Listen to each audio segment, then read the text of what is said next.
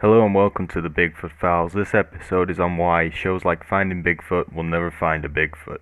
It's the same reason there's a show named Finding Bigfoot. Bigfoots or Sasquatch are rare.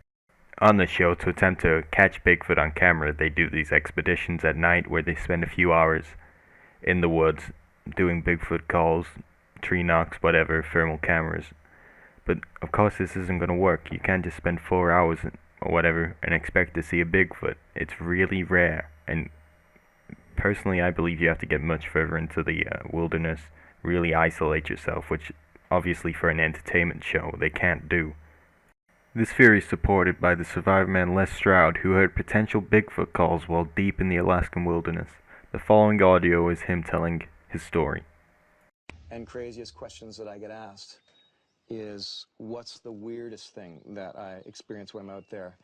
And, do I have any experience with strange sounds or, quote unquote, Bigfoot? I have no idea what the answer is. But what I do know is what I experienced in Alaska.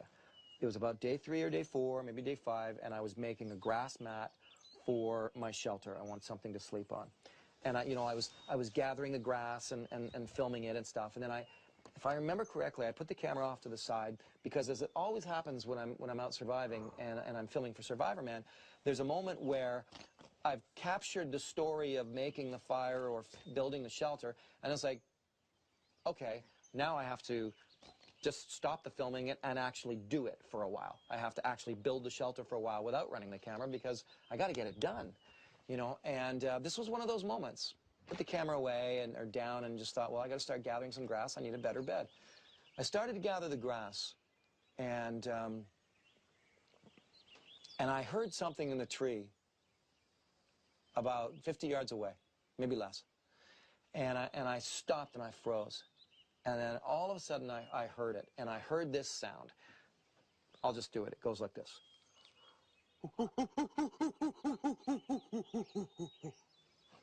Now, I've heard moose, I've heard bear, I've heard wolves. I can make the wolves howl.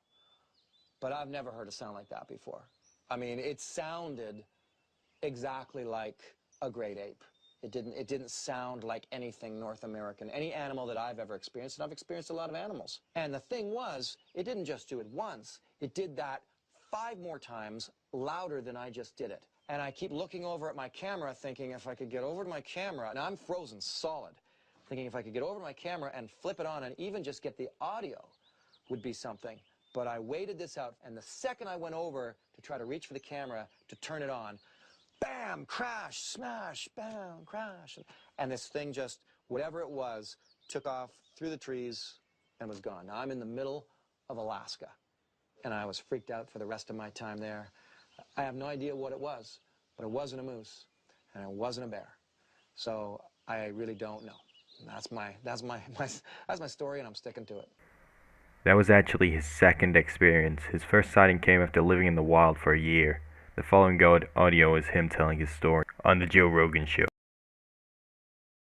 Now, I heard you on Opie and Anthony, I think it was, where you said that you think you had a Sasquatch experience. Ooh. I'll tell a story if I can get another Guinness. Am I allowed to say Guinness? Hell yeah, sure. yeah. We're not sponsored by any alcohol companies. Well, damn it, you should be. Old Milwaukee is what I want to get sponsored I think we're too controversial for alcohol companies. I should say. No, sorry, my Miller. I'm drinking my Miller Lite. That's what I'm supposed to say. I love Guinness. Miller. Is delicious.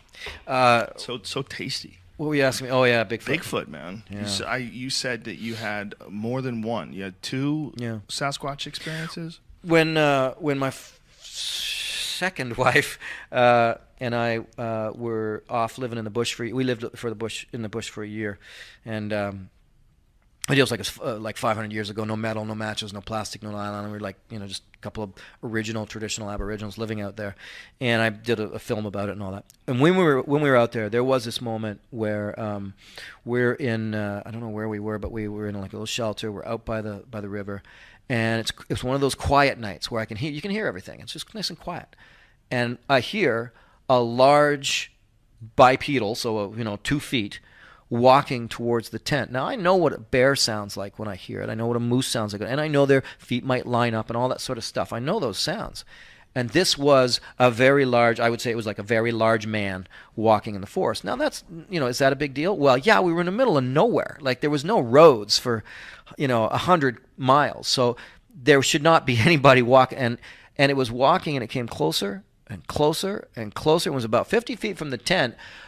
I wish to this day I hadn't done this, but I got nervous, and I did the same thing I might do with a bear. I just kind of yelled out, "Hey, we're over here!" Not tent, but I was in this little shelter, and it stopped, and I wished I'd peeked my head out around the corner, and then it turned, and it just walked away just a little bit faster than it came, and that was it. So that was episode number 1.